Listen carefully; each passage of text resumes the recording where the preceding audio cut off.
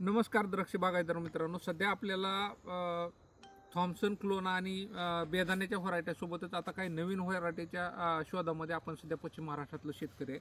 त्याचं कारण आहे, एकाच बाजूला सगळ्या लोकांनी जाऊन चालणार नाही, तर मार्केटमध्ये आपण लांबच्या व्हरायटी आणल्या, म्हणजे एसएसएन आणलं, सुपर सोनाका आणलं किंवा व्हाईटमधल्या बऱ्याच व्हरायटी आल्या. हे म्हणजे आता गोलमध्ये बेदाण्यामध्ये थॉम्सन झालं, आपलं क्लोन झालं, माणिक चमन झाले, ह्या 3 व्हरायटी आपल्यामध्ये जास्त चालल्या बेदाण्यामध्ये.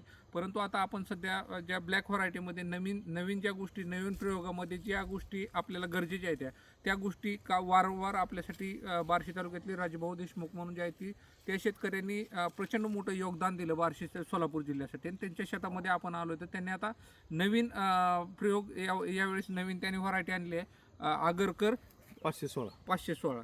तर भाऊंकडनं आपण त्याच्याबद्दल थोडीशी माहिती जाणून घेऊया. तर ह्याची घड निर्मिती मोठ्या प्रमाणात दिसते. भाऊ नमस्कार शेतकरी मित्रांनो, आपण जी वारंवार ऐकतोय माझी बाग फेललेली आहे, सध्या निसर्ग बदललेला आहे. ह्या निसर्ग बदलत्या वातावरणामध्ये प्रत्येकाच्या बागा फेल जातात, 1 वर्ष माल लागते 1 वर्ष नाही. तर ही आगरकर इन्स्टिट्यूटनं टेक्नॉलॉजीनं म्हणजे ब्रीडिंग करून ही व्हरायटी तयार केलेली आहे.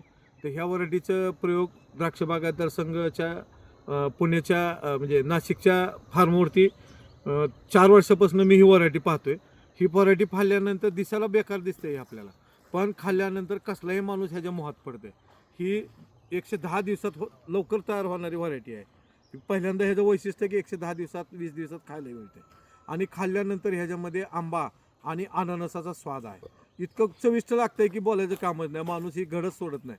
आणि ह्या सगळ्यात महत्त्वाचं म्हणजे फेल न जाणे, एक वेगळा आरोमा, आपल्याला एक वेगळी चव खायला मिळणे, ह्या व्हरायटीचं वैशिष्ट्य आहे. आणि ह्याचा बेदाणा जर केला आपण तर ते वाळल्यानंतर अंजीरसारखा लागतं. जसं अंजीर खाल्ल्यानंतर कचकच करते तोंडात, थोडं एक क्रंचीपणा असते, तसं ह्याच्यामध्ये क्रंचीपणा आहे. आणि बेदाण्याला बी खूप डिमांड आहे ह्याची, म्हणून ह्या नवीन व्हरायटीकडे वळवलो. म्हणजे 2 गोष्टी, ह्याला पीजीआर नाही, फळ धारण्याचा विषय नाही, म्हणजे फेल गेले असे विषय नाही. आता हे आपण पाहतोय, आपण ॲक्च्युअली रोपं लावलेले आहेत आणून, हे म्हणजे डायरेक्ट कलमाची रोपं आणून लावले तरी त्याला तेवढा आपल्याला माल मिळालेला आहे. मग ही मोठं झाल्यावर तर किती चांगला माल मिळते. तर हे बेदाण्यासाठी 2-3 लोकांनी लावलेलं पण आहे, आणि आता एकदम ह्याचं आपलं 1-2 वर्षामध्ये एकदम खूप चांगलं काम होतं. मी जुलै महिन्यात ही रोपं लावलेली आहेत, तरी त्याला एवढा माल मिळालेला आहे मला. प्रत्येक झाड दाखवा तुम्ही, प्रत्येक झाडाला प्रत्येक झाडामध्ये माल आहे जवळपास.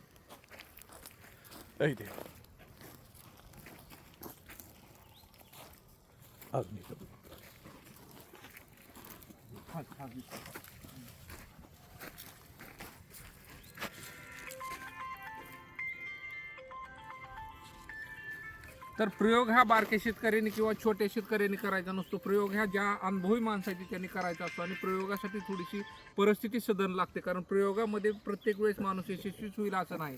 त्याच्यामुळे भाऊनी प्रयोग करायचा, आणि त्यांच्या पाठीमागं आम्ही कंटिन्यू चालत राहतो. त्याच्यामुळे भाऊच्या प्रयोगशील शेतीला आपण आज भेट दिली, आणि भाऊंसारखा शेतकरी आपल्या सोलापूर जिल्ह्यामध्ये असणं आणि कंटिन्यू त्यांच्याकडून आमच्यासारख्या तरुण शेतकऱ्यांना शिकण्यासाठी खूप काही मिळालं. त्याच्यामुळं आपण कृषीनिष्ठ परिवारातर्फे भाऊंला नवीन व्हरायटीसाठी शुभेच्छा देऊयात आणि थांबूयात. धन्यवाद बापू. हे आता जे नितीन बापूनं आपल्याला सांगितलं, खरं तर ही नितीन बापूचं मोठेपण आहे. नितीन बापू आज आपल्या सोलापूर जिल्ह्यामधलं एक उमलतं नेतृत्व आहे की ते शेतकऱ्याला उत्तेजित करायचं बापू काम करते. बापू घरचं सगळं सोडून आपल्या सगळ्या शेतकरी मित्रांना मोटिवेट करतायत की तुम्ही खरंच काम करा, शेतीमध्ये किती सोनं पिकते, शेती कशी करायची. ही प्रोत्साहन दिल्यामुळं आज आपल्या जिल्ह्यातले तरुण एक काहीतरी नाविन्यपूर्ण काम करून दाखवत आहेत. आणि बापूचं हे मार्गदर्शन आपल्या सोलापूर जिल्ह्यातल्या नवीन मुलांना, शेतकरी मुलांना निश्चित एक चांगलं वळण दाखवून एक कुठला तरी मार्ग यशस्वी करून दाखवेल. बापूने आमच्या मळ्याला भेट दिली, हा माझा नवीन प्रयोग बघितला, त्याबद्दल बापूच्या आमच्या अंजनाबाग तर्फे मी स्वागत करतो. धन्यवाद. नमस्कार.